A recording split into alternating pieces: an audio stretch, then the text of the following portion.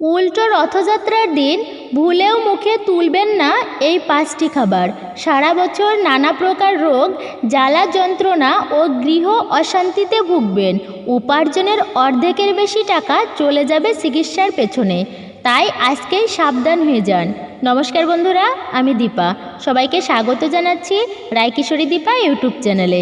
বন্ধুরা, আশা করছি ঈশ্বরের আশীর্বাদে প্রত্যেকেই ভালো আছেন এবং সুস্থ আছেন। রথযাত্রা চলে গেছে, এবার পুনঃ রথযাত্রা মানে উল্টো রথযাত্রা।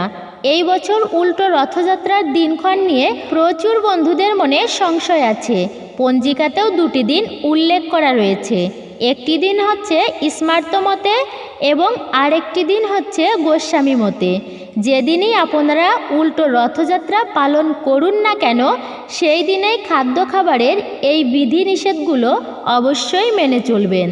এর ফলে সারা বছর সুস্থ ও নীরোগ থাকবেন।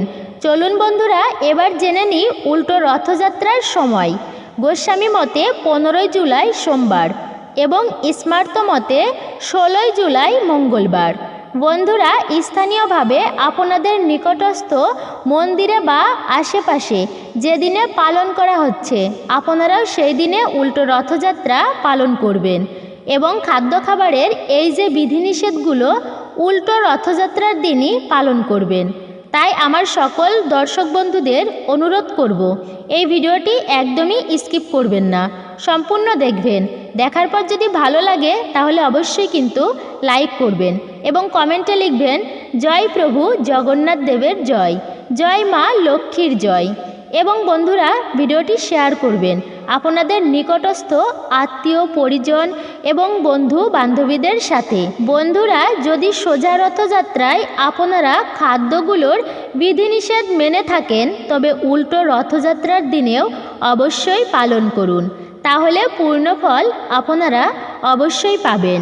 এবং যদি কোনো ভুলবশত সোজা রথযাত্রার দিন খাদ্য খাবারের বিধিনিষেধগুলো আপনাদের ভুল ত্রুটি হয়ে গেছে, তাহলে আপনারা প্রভু জগন্নাথ দেবের কাছে অবশ্যই ক্ষমা চেয়ে নেবেন এবং উল্টো রথযাত্রার দিনে খাদ্য খাবারের বিধিনিষেধগুলো অবশ্যই পালন করবেন। দেখুন বন্ধুরা, সনাতন ধর্মের একটি বিশেষ পদ্ধতি হচ্ছে বিভিন্ন তিথিতে কিছু কিছু খাবার আছে যেগুলি গ্রহণ করায় নিষেধ আছে। কেন নিষেধ আছে? অনেকেই মনে প্রশ্ন জাগে। সেগুলি নিষেধ করার পেছনে কারণ হচ্ছে যে সেই সময় হয়তো সেই খাবারগুলো আমাদের শরীরের জন্য অনুপযুক্ত। সেগুলি খেলে হয়তো আমাদের শরীরে সেটি সঠিকভাবে হজম হবে না, তার ফলে নানা রকম পেটের রোগ হতে পারে। কিছু কিছু খাবার আছে যেগুলি স্বাদের জন্য সেই দিন খাওয়া যায় না, এর ফলে সম্পর্ক খারাপ হয়, গৃহ অশান্তি বাঁধে। তাই বন্ধুরা, খাদ্য খাবারের বিধিনিষেধগুলো চেষ্টা করবেন মেনে চলার। আর কিছু মানুন আর না মানুন, কারণ খাদ্য এমন একটি জিনিস যেটা আমরা প্রতিদিন গ্রহণ করি এবং তিথি হিসাবে মেনে চললে শরীর সুস্থ থাকে। এবং আমরা প্রত্যেকেই জানি, আমরা প্রত্যেকেই চাই যে আমাদের শরীর সুস্থ থাকুক, কারণ যাদের গৃহে রোগ অসুস্থতা ঢুকে গেছে তারাই জানে তাদের উপার্জনের সমস্ত টাকা চলে যাচ্ছে চিকিৎসার পেছনে। তাই বন্ধুরা, খাদ্য খাবারের বিধিনিষেধগুলো অবশ্যই মানুন। সোজা রথের দিন জগন্নাথ দেব ভ্রাতা বলরাম ও ভগিনী সুভদ্রাকে নিয়ে মাসির বাড়ি বেড়াতে যান। 1 সপ্তাহ পর ফের যেদিন ফিরে আসে সেই দিনই হচ্ছে উল্টো রথযাত্রা। হিন্দু ধর্মে জগন্নাথ পূজার দিনকে অতি পবিত্র বলে মনে করা হয়। সোজা রথ এবং উল্টো রথের দিনের বিশেষ বিশেষ কিছু গুরুত্ব আছে। এই 2 দিনেই যে কোনো রকমের শুভ কাজ করা যায় এবং এই শুভ কাজ করবার জন্য পঞ্জিকা দেখারও দরকার হয় না। এই দিনটার মাহাত্ম্যটা অনেক বেশি। বন্ধুরা, সোজা রথের মতো উল্টো রথের দিনও প্রভু জগন্নাথ দেবের পুজো করা উচিত এবং প্রথম যে খাবারটি বর্জন করা উচিত সেটি হচ্ছে যে কোনো রকম আমিষ জাতীয় খাবার। আপনি জগন্নাথ দেবের পুজো করবেন, এদিকে আমিষ জাতীয় খাবার খাবেন, তাহলে পুজোর কোনো ফলই আপনি পাবেন না।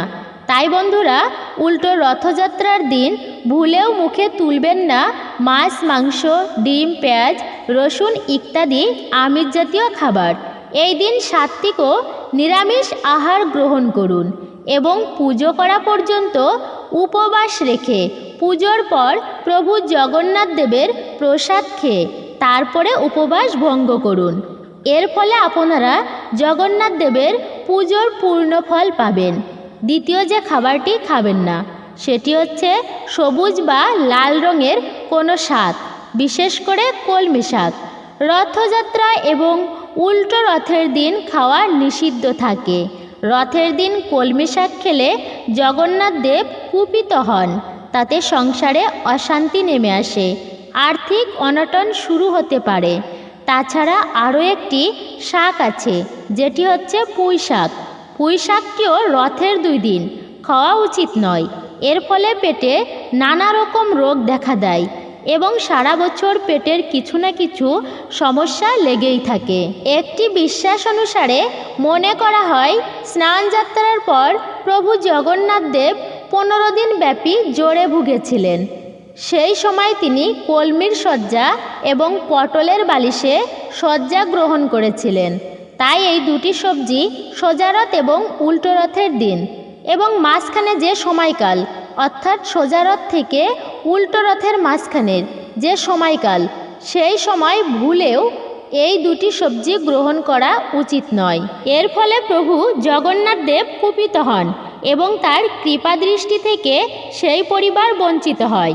বন্ধুরা, 2 দিন বা 1 সপ্তাহ যদি এই দুইটি শাক আপনারা না খান তাহলে জীবনে এমন কিছু বড় ক্ষতি হয়ে যাবে না।